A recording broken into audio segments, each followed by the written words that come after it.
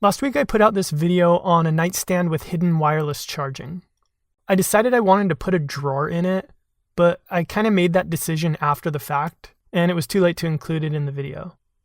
Also, that video was already pretty long, and I wanted to get in depth about how to build a drawer for an angular cabinet like this, so I thought this would be a good opportunity.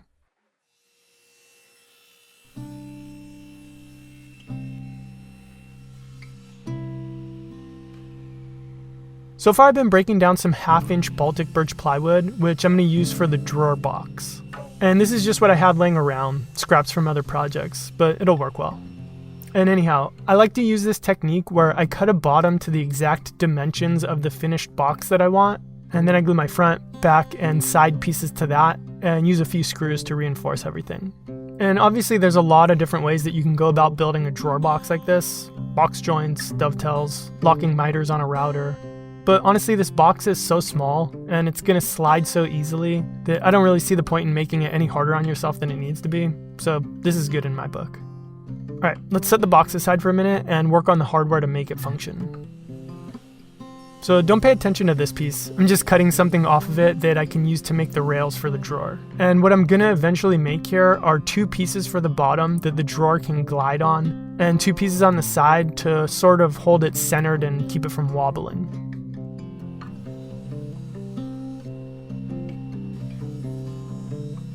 For the pieces on the side, I had to tilt my blade to 5 degrees, and that's because my carcass is a trapezoid that leans in at 5 degrees.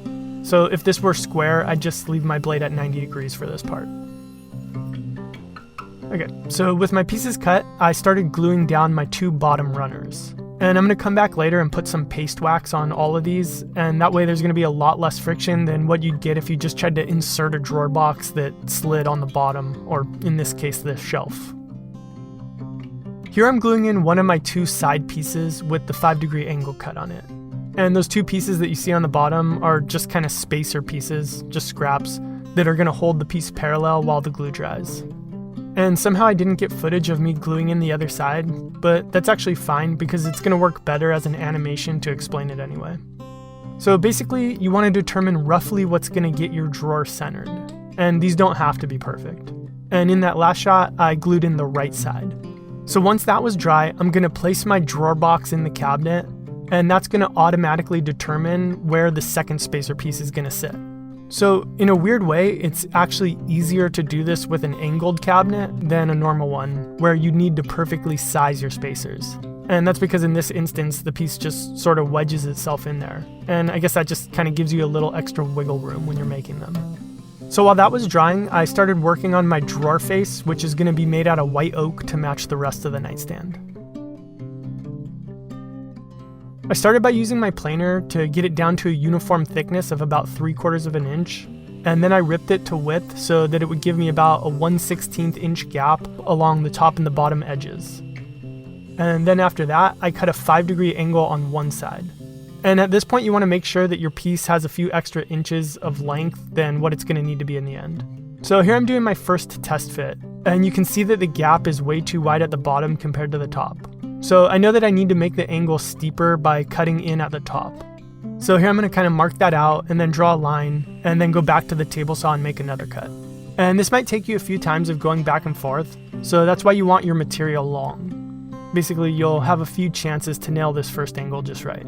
For the second one, you might need to be a little bit more accurate, and because at the same time that you're cutting the angle, you're also cutting your finished length, so you might only have a few chances to really get this one right. But you'll be okay.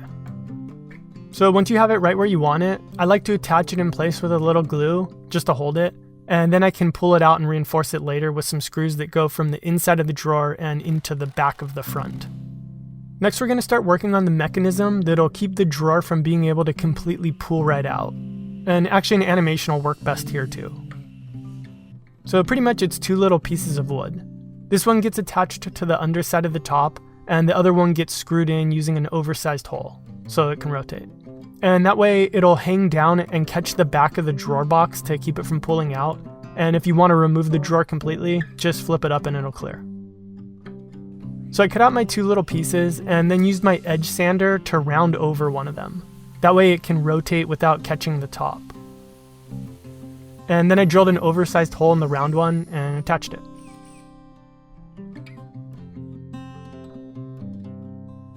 and it worked.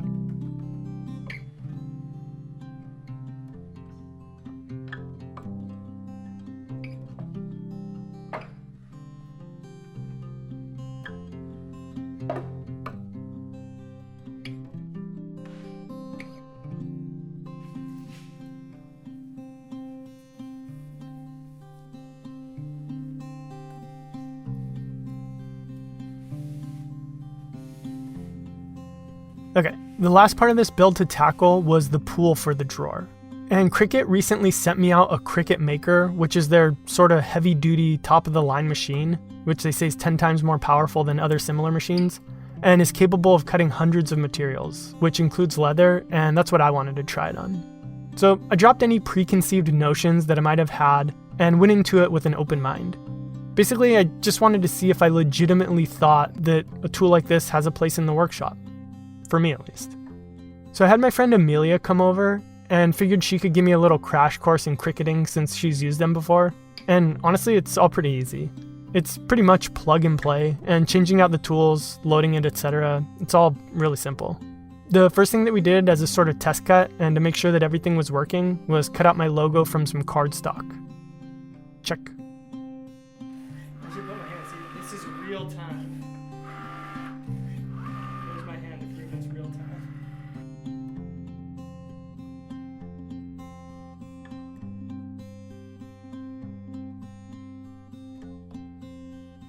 And after we played around with a few other files, I moved on to working on the leather pool.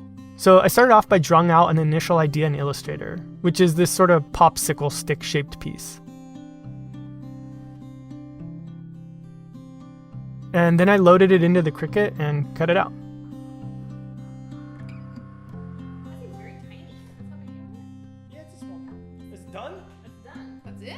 That was it. Oh, And as it turns out, this was a little bit too small. So next I cut out a larger version, and I tried out a few other shapes just because I don't really know what I'm doing here. So I was just kind of experimenting with ideas. So after all was said and done, I ended up going with the simple popsicle-shaped strap piece, which I folded over and used some glue to hold together. And then I attached it to my drawer with a brass screw.